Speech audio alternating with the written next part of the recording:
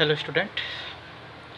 पिछले वीडियो में सेल के बारे में पढ़ा जा रहा था और उसमें ओनियन पिल से सेल का स्ट्रक्चर जो है वो कैसे देखा जाता है उसके बारे में मैंने आपको बताया था। अभी इस वीडियो में हम सेल के बारे में कुछ और टॉपिक जो है या सेल के बारे में और कुछ पॉइंट क्लियर करेंगे। जैसे यूनिसेलुलर और मल्टीसेलुलर ऑर्गेनिज्म के बारे में बताया गया कि बहुत सारे ऑर्गेनिज्म होते हैं जो एक ही सेल से मिलकर बने होते हैं, उसको हम यूनिसेलुलर कहते हैं। और बहुत सारे ऐसे ऑर्गेनिज्म होते हैं जो मोर देन वन सेल से मिलकर बने होते हैं, उसको हम मल्टीसेलुलर कहते हैं। अब अगर सेल के स्ट्रक्चर के बेस पे चलें तो दो तरह के हम सेल यहाँ देखेंगे, एक यू के प्रोकैरियोटिक और एक यूकैरियोटिक।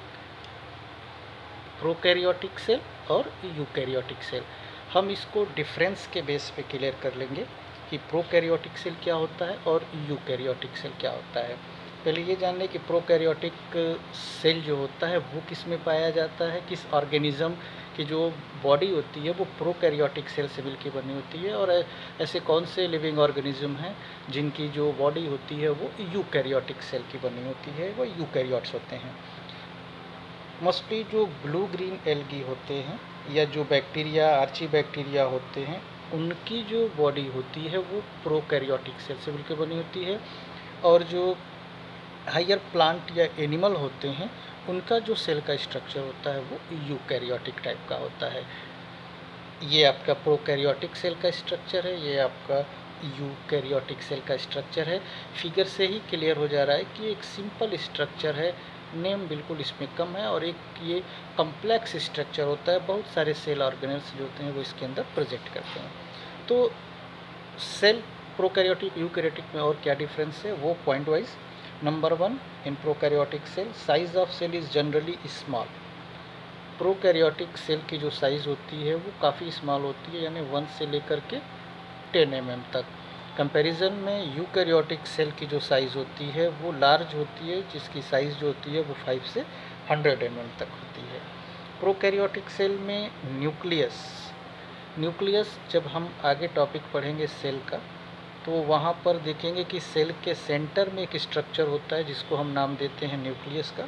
तो न्यूक्लियस जो होता है वो प्रोकैरियोटिक सेल में एब्सेंट होता है, जबकि यूकैरियोटिक सेल में न्यूक्लियस जो होता है वो एब्सेंट होता है। Prokaryotic cell contain single chromosome एक जेनेटिकल स्ट्रक्चर होता है जो सिंगल होता है प्रोकैरियोटिक सेल में, और यूकैरियोटिक सेल में मोर देन 1 होता है। न्यूक्लियोलस एब्सेंट होता है, यूकैरियोटिक सेल में प्रेजेंट होता है। एक सबसे जो मेजर डिफरेंस कि प्रोकैरियोटिक सेल में मेम्ब्रेन बाउंड सेल ऑर्गेनल्स जो होते हैं वो एब्सेंट होते हैं। यूकैरियोटिक सेल में जो membrane bound cell organelles like mitochondria, plastid, endoplasmic reticulum, Golgi apparatus, ये सारी चीज़ें जो होती हैं वो यूकैरियोटिक सेल के अंदर प्रेजेंट होती है, जिसकी वजह से इसका स्ट्रक्चर काफ़ी कॉम्प्लेक्स हो जाता है। और प्रोकैरियोटिक सेल में जो सेल का डिवीज़न होता है, ये सेल डिवीज़न यानी कि एक सेल से दूसरे सेल का फॉर्मेशन, वो प्रोकैरियोटिक में बाई फिजन या बाई बडिंग प्रोसेस के थ्रू होता है, और यूकैरियोटिक सेल में जो सेल का डिवीज़न होता है वो माइटोटिक या मियोटिक प्रोसेस के थ्रू जो होता है वो सेल डिवाइड होता है।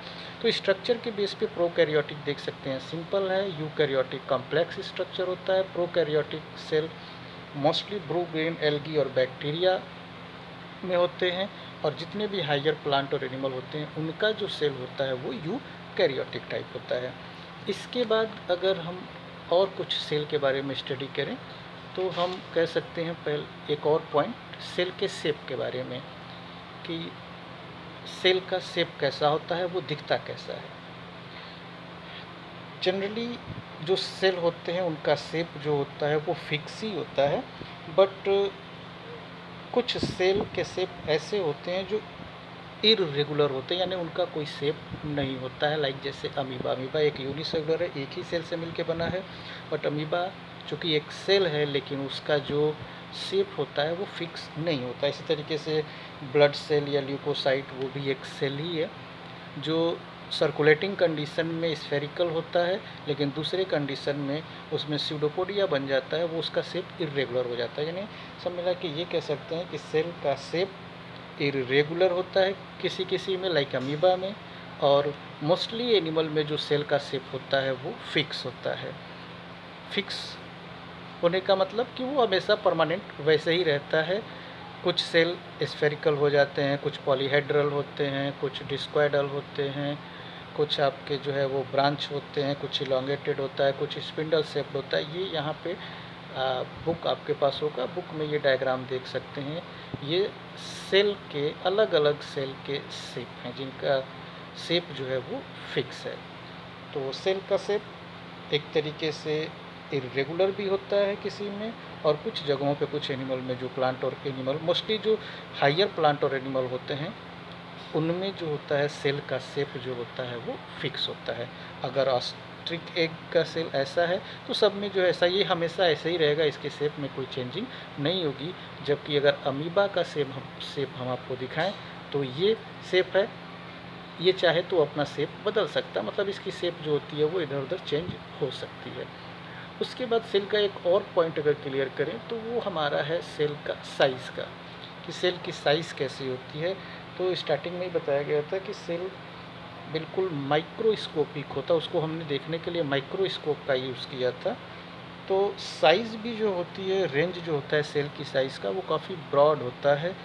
कुछ प्लांट और एनिमल के सेल ऐसे होते हैं जो माइक्रोस्कोपिक होते हैं, जिनको देखने के लिए माइक्रोस्कोप की ज़रूरत पड़ती है, और कुछ सेल ऐसे होते हैं जिनकी साइज़ इतनी बड़ी होती है कि उसको हम नेक्ड आई से भी क्या कर सकते हैं, देख सकते हैं। अगर रेंज की बात करें या सबसे स्मॉल सेल की बात करें तो बैक्टीरिया में 0.2 से 5.0 माइक्रोन जो माइक्रोमीटर जो होता है वो सबसे स्मॉल हो जाता है। साथ ही साथ अगर ऑस्ट्रिच के एग के सेल की बात करें तो वो 18 सेंटीमीटर है। प्लांट मल्टीसेलुलर प्लांट में बात करें तो एक साइकस का ओव्यूल है वो काफ़ी लंबा होता है। और ह्यूमन बीइंग की बात करें तो जो नर्व सेल होता है वो तकरीबन 1 मीटर जो होता है वो लंबा होता है। तो सेल का शेप भी अलग अलग होता है, सेल की साइज़ जो होती है वो भी माइक्रोमीटर से लेकर के 1 मीटर जो होता है वो लंबा होता है। ये तो सेल के बारे में कुछ छोटे छोटे चीज़ें थी। उसके बाद मेन जो चीज़ें पढ़नी है, स्ट्रक्चर ऑफ सेल, ये एक सेल का स्ट्रक्चर है। सेल का स्ट्रक्चर, ये सेल में ये सबसे बाहर की तरफ क्या है, इसके अंदर क्या है, ये चीज़ क्या है, ये सारे सेल ऑर्गेनेल्स, ये न्यूक्लियस, ये एक एक करके, यानी एक सेल का स्ट्रक्चर कैसा होता है, सेल में सेल मेम्ब्रेन, न्यूक्लियस और साइटोप्लाज्म, ये एक एक पॉइंट जो है वो आगे से वीडियो में हम क्लियर करें। Okay, thank you.